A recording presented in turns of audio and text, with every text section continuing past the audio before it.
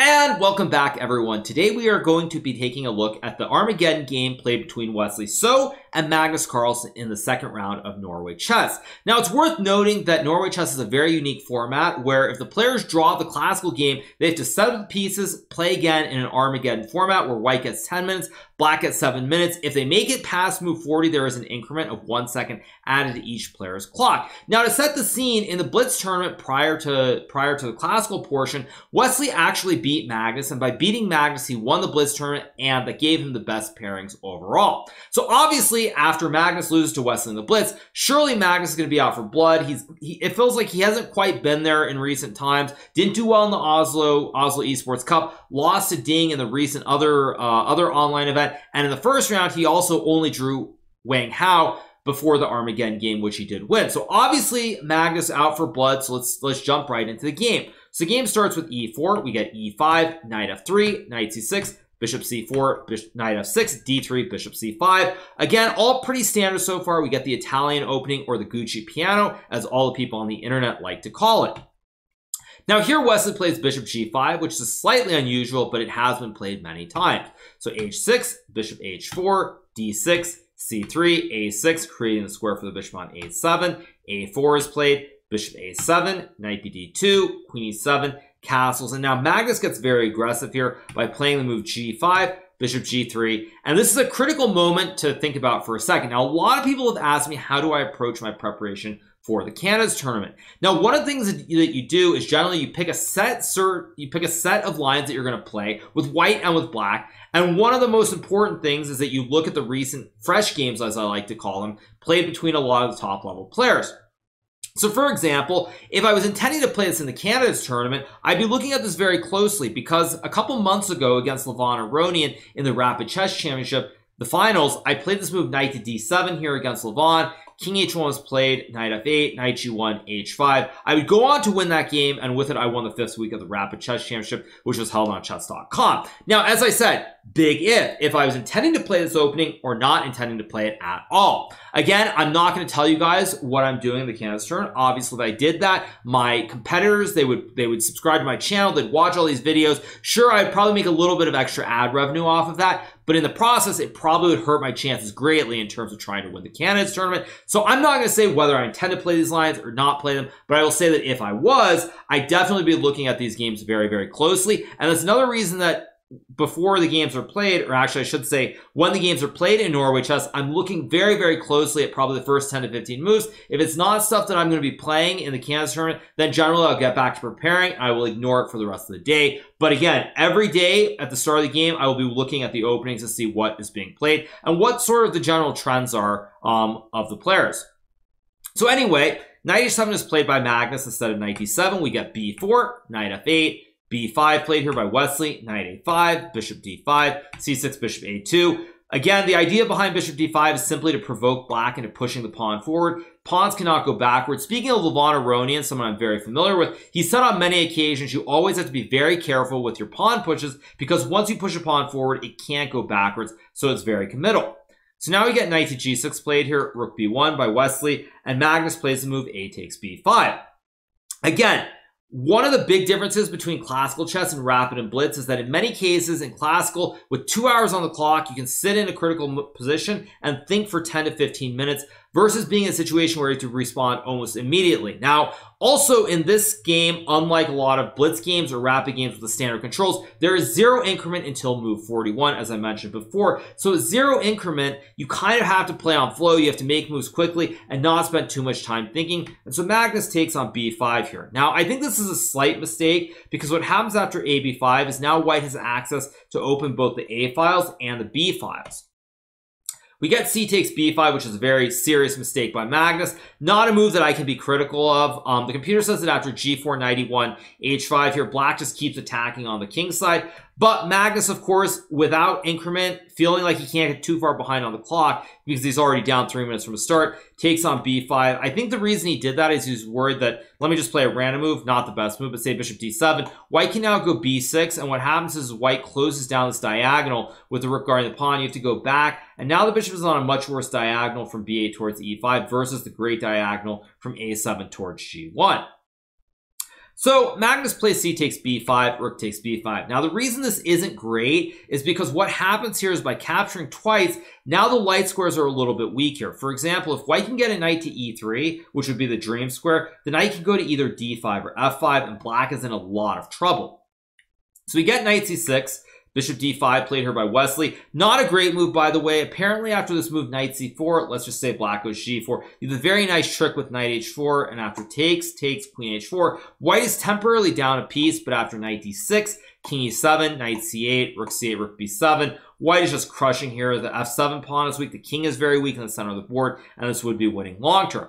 But again, in a game where the players do not have increment and you don't want to spend too much time except at absolutely critical moments, Wesley plays a very logical move in bishop d5, puts the bishop on a great square, creates a classic wooden shield, obviously, targets pieces on the diagonal from d5 to a8, but also from d5 to f7 as well.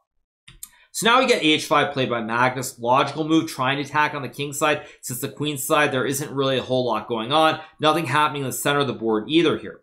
So after h5, we get h3, creating a square for the bishop because of h4, bishop h2. Bishop is very safe, of course. So g4 is played, takes, and knight h2. Now, at first glance, as someone who's newer to the game of chess, this might look really, really scary because there's an open h file with the rook on h8 down towards the king on g1 and the h1 and h2 squares. However, with the bishop on g3 here, even though black is in an open h file, he can't really do a whole lot because the bishop guards the knight, and there's no way to get rid of this great bishop on g3.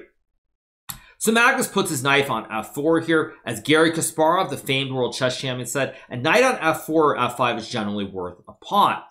So here, Wesley plays d4. He does not take the knight on f4, because if you take, now you get rid of this great defender on g3, and after pawn takes, let's just say you play knight g4, queen to h4 here. There's a checkmate on h1, a checkmate on h2. You can't play f3, because if you go f3, I would capture your king, so that would be an illegal move, and otherwise you're just getting checkmated on h1.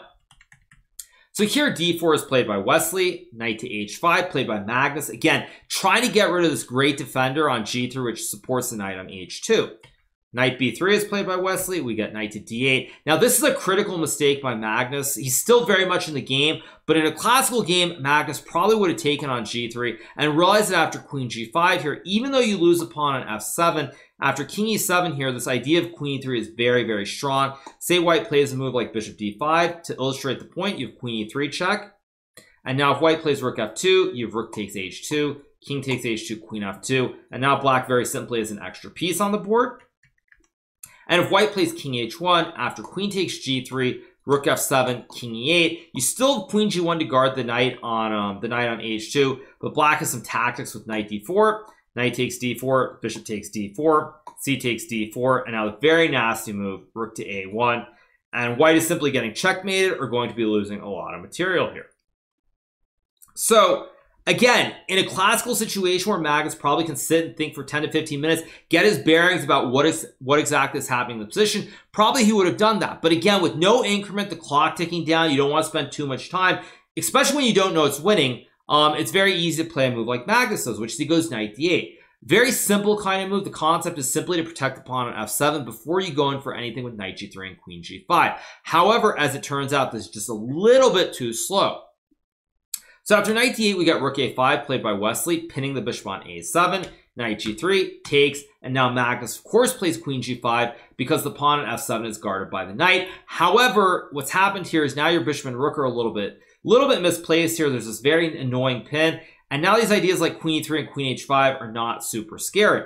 So rook e1 is played by Wesley. Great move. We got knight c6. If black were to try to play queen h5 to stack on the h file, white simply ignores it with knight f1, and after queen h1, king f2, I ask you, well, where's your checkmate? You have a nice open file here, but the king is very safe with the pawns right next to it, and white is in fact winning here. So now we get knight to c6 played by Magnus, takes, queen a1, trying to win the bishop on a7. To his credit, Magnus, of course, has rook b8, hitting the knight on b3. So rook a7, rook b3 is played, and now we have queen to a2, creating the classic right triangle, attacking both the rook on b3, but potentially the pawn on f7 as well. Let's say black plays a move like rook b8. Oops, queen takes f7, king d8, queen c7, and white will either have a checkmate or be winning a ton of material very shortly.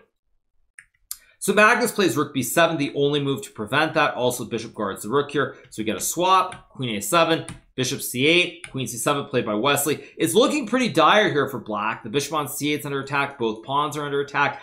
But because Magnus has not moved the rook or the king, he can now castle on the very late move, move number 34, and the position is still relatively balanced here. So after castles, knight f1 is played by Wesley. We get pawn takes pawn, queen f6, and now we get rook d1. And this is a very critical moment and also very instructive for players who are a little bit more advanced to understand what the differences are between playing classical chess, rapid chess, and blitz chess. Rapid and blitz kind of are interspersible, but between classical and those other two. So when we look at this position, if this is a classical game of chess, I strongly suspect Magnus would have found d5, e5, queen h6. Everything is kind of being held together. The knight doesn't have the e3 square. Queen also guards the pawn on c6. It also stops rook c1 as well. So this is actually quite okay for black in this position. But when you have limited time, and more importantly, when you have no increment, sometimes it's more important to find simplifying variations, even if it's not objectively the best move, as opposed to positions where there's still a lot of possibilities and the play remains very complicated. Because when Magnus plays c5 here, he gives up a pawn and he's slightly worse, but at the same time, his position is very stable. The bishop guards both the pawns on g4 and f7. The queen and the rook are really the only two pieces that he can move here. And with only about 25 seconds on the clock, sometimes you need to be in a situation where you can make moves instantly without having to think or without having too many options available. So even though this wasn't the best way to play, with Magnus so low on time, a couple moves away from move 40 where he would be, or move 41 I should say, where he'd be getting an increment, sometimes it's more important to simplify where you don't have too many choices and you can react to what your opponent is doing versus looking for the absolute best move. So I really do applaud this decision by Magnus, even though it doesn't quite work out. So after bishop e6, we get knight to e3, rook to c8, queen to d6 played here by Wesley, queen g5, queen f4, logical move because even though white is up a pawn, his extra pawn is a stacked pawn, one of the double pawns on g3 and g2. So you kind of want to simplify it if you can. So he goes queen f4, we get queen c5. Now queen takes f4, g takes f4 would undouble the pawns. Now here after g3, knight f1, rook c3, black still would have been able to draw the game, but in a blitz game where you're so low on time, it really doesn't make sense. You don't want to undouble the pawns and suffer in a long endgame, especially with only like 10 to 15 seconds for the remainder. So we get queen to c5 played here by Magnus, which is a fatal error because now white goes e5, which cuts off the queen from this very vital g5 square, and now the king has no protection. And if you play a move like queen e7, now your pawn on g4 is also hanging, so this would be GG. So rook a8 is played by Magnus, queen g5 here, king to h7, king to h2. Very dirty move by Wesley. The idea is very simply to go rook h1 and king g1. So if I play a random move like let's say queen c7, after rook h1, I'm simply going to move my king out of the way and checkmate your king on h7 next move. Let's just say rook g8, king g1 to illustrate it. This would have been a checkmate. So we get rook to g8 played here by Magnus. Now queen h4 check. And now it's simply too late because after king g7, Wesley has the crushing move, knight to f5. It's worth noting king g6 was possible here, but the same thing would have happened. There's knight takes g4, or again, even queen f6, king h7, knight f5, and the house collapses. So king g7 is played by Magnus. Wesley instantly blitzes out knight f5 here, and now black is completely lost. If you go king g6, I can checkmate you with queen f6 and queen h6. If you go king h5, queen h6 is game over as well. So you have to take the knight, queen f6, king h7, takes, king g7, and now after queen f6 here, Magnus resigns. If he goes king f8, there's rook d8, checkmate, king has no squares. If you go king to h7, for example, I can take. If rook g7, queen h5, king g8, rook d8 check. Don't have king f7 because the queen covers a square. And queen f8, I just trade, and it's an insurmountable material advantage. And if you play king to h8 after rook d7, threatening the very simple checkmate on h7, queen c2 is the only way to stop it. But now I can go queen h5 check, queen h7, and queen takes, which would be checkmate. So Wesley wins the game here. Magnus loses to Wesley. So he loses to Wesley in both the blitz portion, now in the classical / Armageddon hybrid format as well, which makes it very, very difficult for Magnus, certainly. Obviously, he can't be happy with the result, but it's a great start for Wesley, who I've been rooting for. It feels like he obviously beat me in Berlin in the finals of the FIDE Grand Prix, but it felt like in the Grandchester event in Poland, sort of got stuck in the mud. I think he did quite poorly in the blitz portion. Didn't really get it going. It seems like he hasn't really had all that much in the way of great results, especially in the Grandchester, or not Grandchester, sorry, in the Grand Prix, where he came up a little bit short, was unable to qualify. So to see him doing well is really inspiring, and I hope he keeps up the good work. All right, you guys, so before I go, first of all, I would like to thank all of you guys who have subbed in the last day or so. We did a community post about my departure from TSM. Stay tuned for more announcements in the near future. Additionally, as well, I know a lot of you guys leave comments. Some of you guys feel like my style has been perhaps a little bit too robotic, too much straightforward, and not being too animated. So I'm trying to change that up a little bit. I did want you guys to know that I do pay attention to those comments as well. So once again, thank you so much, you guys, for all the subs, all the support. If you have not subscribed to the channel already, make sure to hit that subscribe button below. And I will try to do more YouTube-only specific content, whether it's recaps, whether it's other things in the near future. Stay tuned for that. And I will see you guys very soon.